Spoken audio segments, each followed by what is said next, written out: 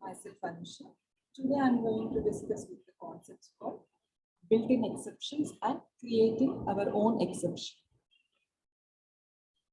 So here, so these are the list of exceptions we are having. That means, see, these are all said to be the predefined exceptions. So where we can handle in a program. Okay.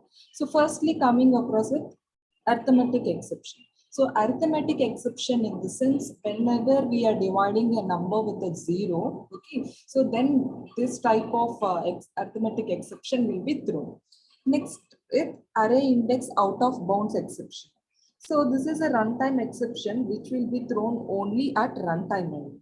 Okay, so generally Java supports the creation of a manipulation of arrays as a data structure over here. So the index of an array is an integer value that will be having the value with the interval of 0 to n minus 1, where n is the size of the array. So if a request for a negative or else an index greater than or equal to the size of the array is made, then Java will be throwing an this array index out of bounds exception. So this is unlike C or C++ where no index of the bound check is done. Okay, so whenever it is out of bounds of the range intervals, that is 0 to n minus 1, then this exception is thrown. Next one is array store exception. So this array store exception in Java is going to occur whenever an attempt is made to store the wrong type of object into an array of objects. Okay. So the array store exception is a class which extends runtime exception, which means that it is an exception thrown at the runtime. Next one is class cast exception. So this is also a runtime exception, so which is raised in Java when we try to improperly cast a class from one type to another. It is thrown to indicate that the code has attempted to cast an object to a related class, but of which it is not an instance over here. So then we are saying that means whenever it is an invalid cast, this exception is going to get occurred. Next one is enum constant not present exception. So this is thrown when an application tries to access an enum constant by name and the enum type contains no constant with the specified name. Okay. So this exception can be thrown by the API, so which is used to read the annotations respectively. So whenever we are having the undefined enumeration value, so and we are trying to attempt that usage of that enum constant, then this enum constant not present exception is going to get occurred. Next one is illegal argument exception. So this is thrown in order to indicate that a method has been passed as an illegal argument.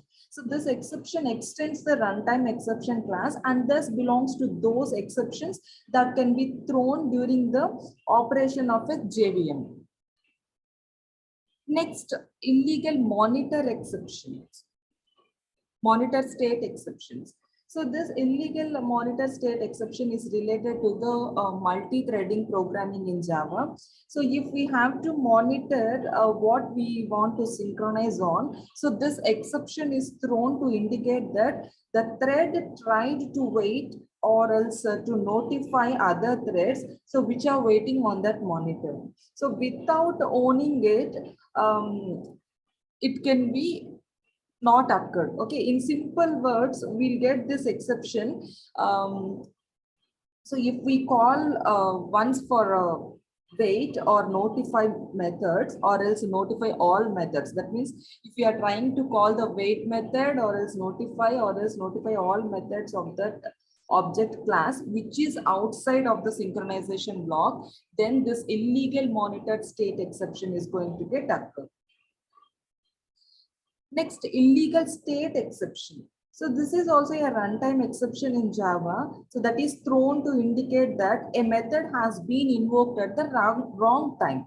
Okay. So if a method has been invoking in the wrong time in the sense, this exception will be held. Okay. So this is used to signal that a method is called at the illegal or else at the inappropriate time. So for figuring out that one, we are having this illegal state exception. Next one is illegal thread state exception. So This illegal thread state exception is thrown to indicate that a thread is not in an appropriate state for the requested operation. Okay, so if a thread is not in an inappropriate state for the requested operation, then this going to get occur. So that means the requested here, if you observe, the requested operation is not compatible with the current thread state. That means whatever the requested state we have trying to get. So if it is not appropriate for that one in the sense, then we will be getting this type of exception. Okay, so these are the runtime exceptions which will be occurring during running of a program. Okay.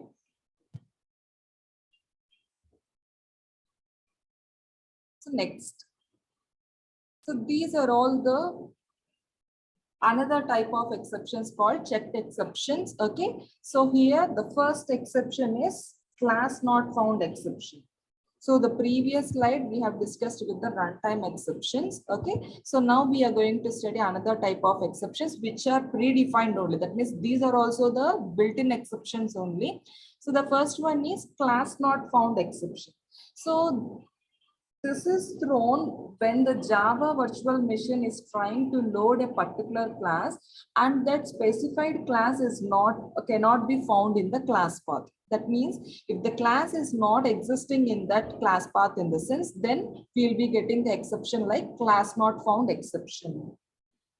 Next one is clone not supported exception. So this is used to indicate that the clone method in the class object has been called to clone an object, but that the object's class does not implement the clonable interface. See, cloning in the sense the data will be present already. So we will try to retrieve or else we'll try to use that existing data. That is nothing but cloning. Okay. So if you are trying to clone that class object over there, but it is not getting in the sense, then that is, it is not implementing that clonable interface in the sense, then we will be getting the type of exception called clone not supported exception. Next one is illegal access exception. So this illegal access exception is, it will be thrown when one attempts to access a method or member, so that visibility qualifies is not allowing. Okay, so whenever the visibility qualifies is not allowing, okay, to access a method, okay, then so this illegal access exception is going to get occur. Next one is instantiation exception.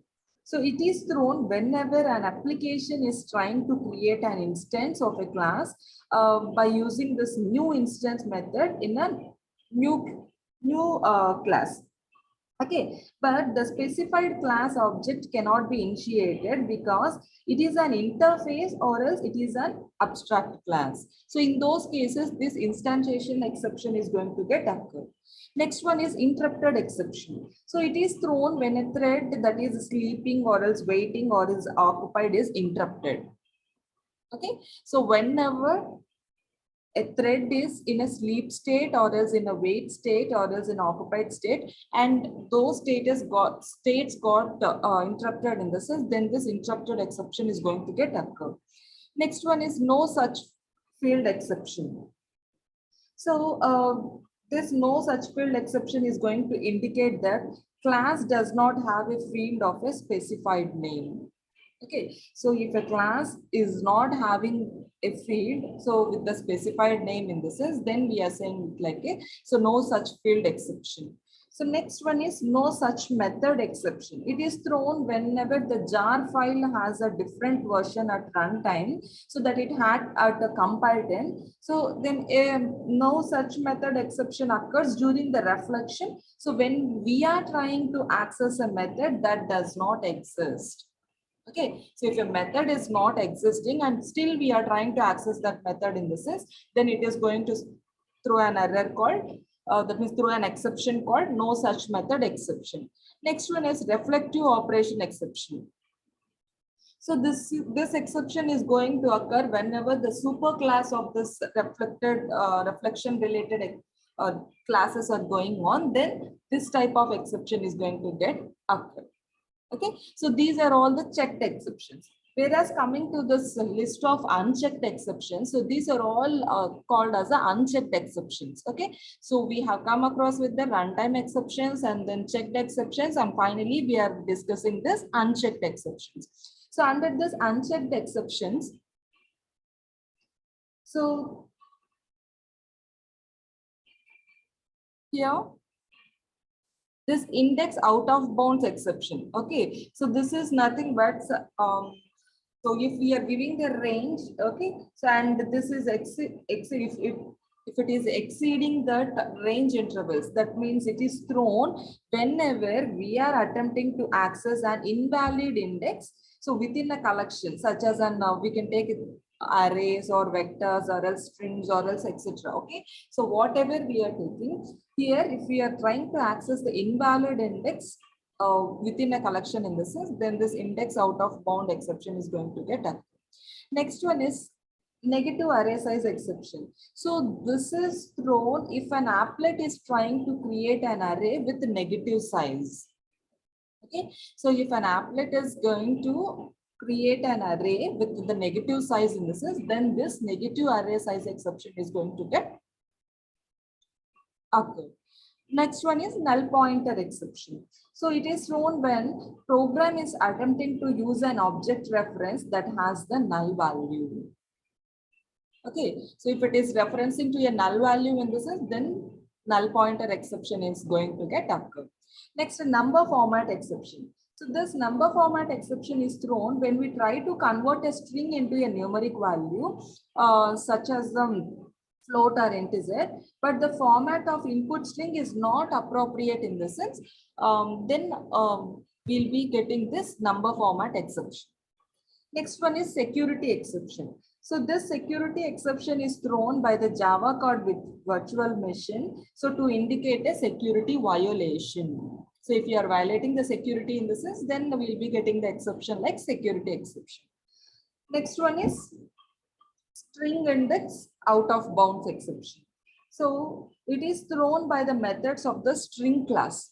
Okay, so in order to indicate that index is either negative or else the greater than the size of the string itself in this is, then it is going to specify this exception called string index out of bound exception. Next, type not present exception. See, if we are trying to specify a particular data type, but it is not existing in the sense, then we are saying that this type not present exception is going to get occur. And last one is unsupported operation exception. So it is thrown to indicate that the requested operation is not supported. That means if it is, we can say that it is an unsupported operation. Okay, whatever we are requesting, if it is not supporting in the sense, then this exception is going to get occur. So these are the various types of built-in exceptions where we are just trying to throw them. So in our program. Okay, so whatever this exception is related to our program, so we are going to throw this type of exceptions. Next, if we want to create our own exception, so the Java programming language allows us to create our own exception classes. Okay, so which are basically subclasses of this built-in class exceptions. Okay, so we can define our own exceptions within the subclass, so acting like a subclasses of the built-in exceptions.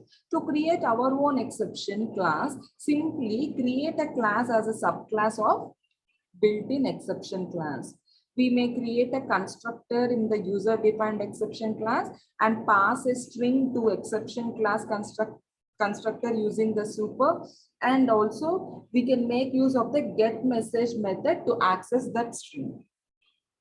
Okay, so the first thing we have to do is we have to create our own exception class by simply creating a class as a subclass of built-in exception class.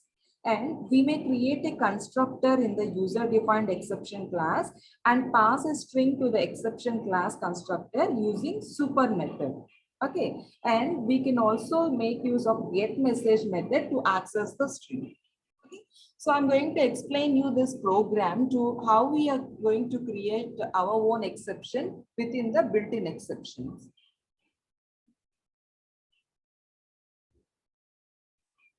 See, here I have just represented like class my exception. So this is the subclass I'm going to define, and it is going to extend the exception here. So my exception is called the subclass of the superclass called exception. Okay, my exception is the subclass and exception is the superclass. Here in this subclass, I'm going to create a constructor called my exception with the same name of the class, and here I'm passing the parameters of type integer. Okay, and then I'm just assigning that a value to some another variable which has been already declared over here.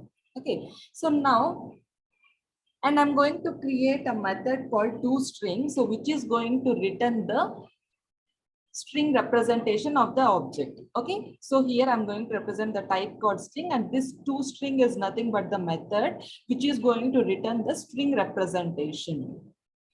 Okay, so string representation. So here I'm going to represent return string representation. That means it is going to represent the number over here.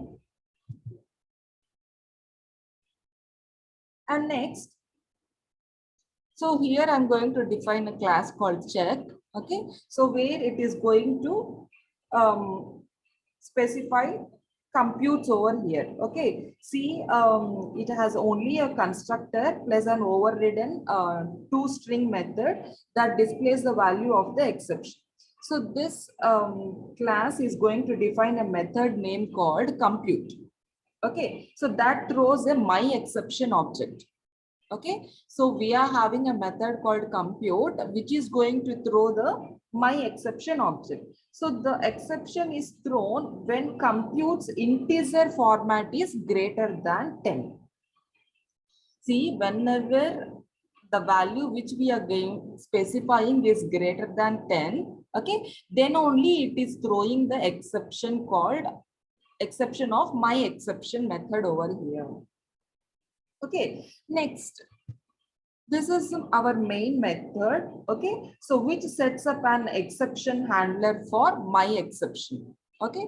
So as we have already defined a subclass called my exception, no? So for that my exception class, so this main method is going to set up an exception handler, okay? So then this is going to call the method called compute. So with some legal values which are less than 10 and some illegal values which are greater than 10. So I have just taken all the values. I'm trying to represent, or else I'm just trying to throw the my exception error over here. Okay, so I'm just trying to throw the my exception, and I'm going to display that compute methods. Okay, so this is how the output will be like.